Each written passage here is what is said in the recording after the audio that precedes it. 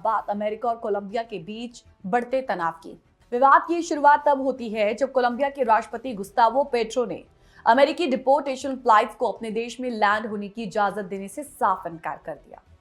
और इसके जवाब में अमेरिकी राष्ट्रपति डोनाल्ड ट्रंप ने कोलंबिया पर 25% टैरिफ लगाने समेत कई पाबंदियों का ऐलान कर डाला।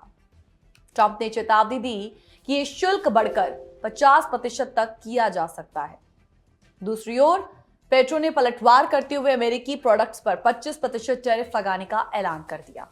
आइए समझते हैं यूएस और कोलंबिया के बीच शुरू हुए इस विवाद का सारा क ख ग घ क्या है।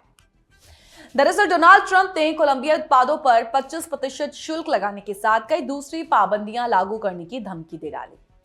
ट्रंप ने चेताते हुए कहा कि टैरिफ एक सप्ताह में 50% तक बढ़ सकता है। और इस विवाद के बाद ट्रंप ने कोलंबियाई सरकारी अफसरों और राष्ट्रपति गुस्तावो पेट्रो के समर्थकों का वीजा कैंसिल करने की बात कह डाली।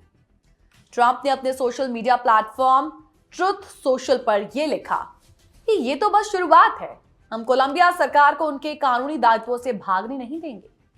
कोलंबिया के राष्ट्रपति गुस्तावो पेट्रो ने अमेरिकी सामानों पर 25% टैरिफ लगाने का आदेश दिया और कहा कि आप हमें कभी झुका नहीं सकते। कोलंबिया ने अमेरिकी सैन्य विमानों को उतरने से मना कर दिया और उन्होंने ये भी घोषणा कर डाली कि डिपोर्टेड नागरिकों को केवल नागरिक फ्लाइट्स के माध्यम से स्वीकार किया जाएगा। कोलंबिया सरकार ने अपने नागरिकों को सम्मानजनक तरीके से वापस लाने के लिए राष्ट्रपति विमान का उपयोग करने की बात कही।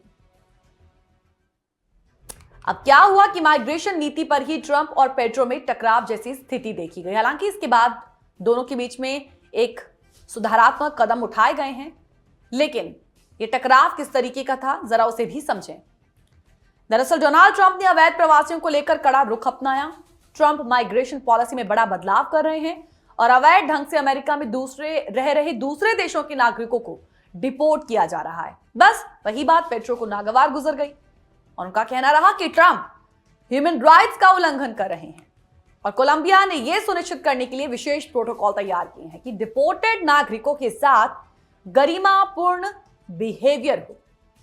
फिर कोलंबियाई सरकार ने इस इशू पर एक यूनिफाइड कमांड पोस्ट बनाने का ऐलान किया।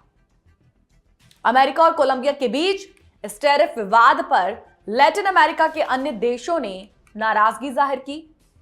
फिर ब्राजील ने अमेरिकी डिपोर्टेशन फ्लाइट्स में अपने नागरिकों के साथ हुए दुर्व्यवहार की कड़ी निंदा कर डाली। यहां आपको यह भी बता दें कि ब्राजील के डिपोर्टेड नागरिकों ने शिकायत की कि अमेरिका से डिपोर्ट करते वक्त उनके साथ बदसलूकी की गई और फ्लाइट में उनके हाथ पैर बांध दिए गए, पीने के लिए पानी नहीं दिया गया, यहां तक कि टॉयलेट तक नहीं जाने दिया। तो इस बात पर ब्राजील ने नाराजगी जताई। वहीं मेक्सिको ने भी डिपोर्टेड नागरिकों के लिए शरण केंद्र खोलने की योजना बनाई। मेक्सिको ने मेक्सिको एम्ब्रेसेस यू नामक पहल शुरुआत की और इसके तहत मेक्सिको ने 9 शरण केंद्र बनाने का ऐलान किया। लैटिन अमेरिका टेंशन के बीच होंडुरास ने भी ब्रदर कम होम योजना शुरू करने का ऐलान कर दिया। इसके तहत होंडुरास ने अमेरिका से डिपोर्ट किए जाने वाले तमाम अपने नागरिकों को भोजन और रोजगार का मौका देने की बात कही। लैटिन अमेरिकी देशों ने कहा कि अमेरिका को इस विवाद में एक मानवीय दृष्टिकोण यानी कि एक ह्यूमन एंगल अपनाना चाहिए। अब जो कुछ हुआ इस इमिग्रेशन पॉलिसीज के कारण इसका असर क्या होगा?